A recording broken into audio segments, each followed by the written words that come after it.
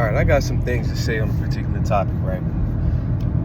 It's in regards to the men versus women debate. There's always going to be that struggle between men versus women. Who's right, who's wrong, different situations that come up, and how it gets handled when it comes up and it's a man, how it gets handled when it comes up and it's a woman. Very, very interesting stuff, right? But let's get into a little bit. I think that starting with this generation of women, right? The modern woman. I think the modern woman does not want the modern man to step into his true manhood. You know, and that's a blanket statement, but let's break it down. What do I mean by step into his true manhood? Well, I think first let's talk about physical dominance for a second, right?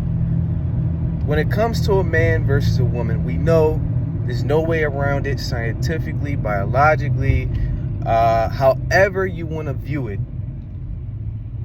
The average man will dominate the average woman, not 9 times out of 10, but 10 times out of 10. The average man will dominate the average woman. That's 10 times out of 10. So when you talk about the relationship between man and woman, there's a dominant race or a dominant human in that regard, and that's the man from a physical standpoint. The one kryptonite to the average man has always been his ability to express his feelings, to express his thoughts, to express his feelings, to say how he feels, emotional intelligence, controlling his anger, things like that.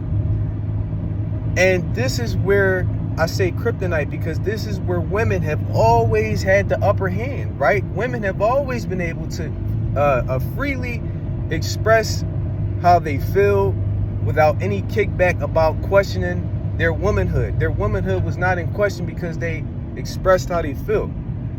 With a man and a lot of men, not all men, and again, when I say majority of men or majority of women, that could be something, doesn't mean 90% of them all the time. Sometimes that could simply mean 51% of the crowd being on one side is majority. So it doesn't always mean up to 90%, but getting back on topic, the average man is afraid to express how he feels. That's just what it comes down to. The average man is afraid to express how he feels. And a lot of it is because the average man feels that by him expressing himself and expressing how he feels, this is a weak trait. Most men view this as a weakness, and it's not because they just all of a sudden just the case. No, it was instilled in them. It was instilled in their fathers. It was instilled in their grandfathers that if you express how you feel, you are a weak man. And unfortunately, men have brought into this generation after generation of this weak stuff if you express how you feel. But this is where women dominate. That's where women have dominated. In the field of expressing your feelings and expressing yourself, women have dominated because men have not shown their ability and not utilized their ability to express how they feel. And so the woman is going to win every argument, and everything that she says goes is final, and that's it. And that's it. And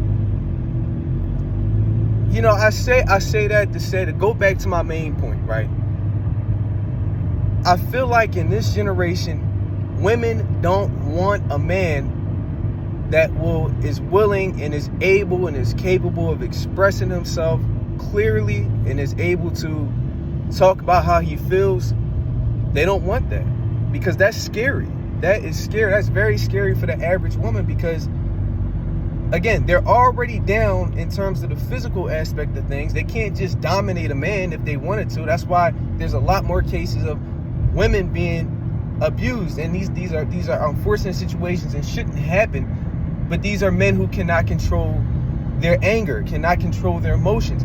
But there's a reason why there's a lot more women being abused than there are men, because the average man can dominate the average woman. that physical aspect is always there. There's always going to be the physical aspect that the man is going to win. But that other part that I talked about up here, being able to express yourself and express how you feel, what are you going to do? What is the average woman going to do when she's in a relationship with a guy who can do that, who can express how he feels, and he clearly has the physical dominance just by being a man? Not saying he's going to put his hands on her, not saying he's going to harm her in any way, but just saying, like, that's the going back to the men versus women debate. That has always been the upper hand that men have always had, regardless of how you slice the pie or how you look at it. So I just think a man stepping into his true manhood makes him unstoppable. It makes him unstoppable.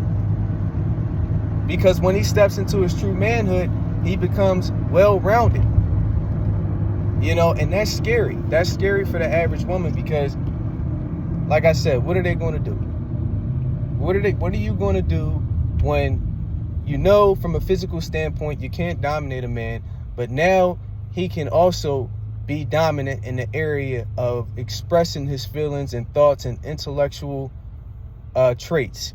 What are women going to do in that situation? And I think it makes some women uncomfortable. It really shows the insecurity of some women. It doesn't mean all women. It just means some or majority. And like I said, that doesn't mean 90%. That can mean 51%. That can mean 55%. That can mean 60%. So like I said, I just think that's a real problem in today's society, is when men decide to wake up and really step into their true manhood. That's going to be a real threat.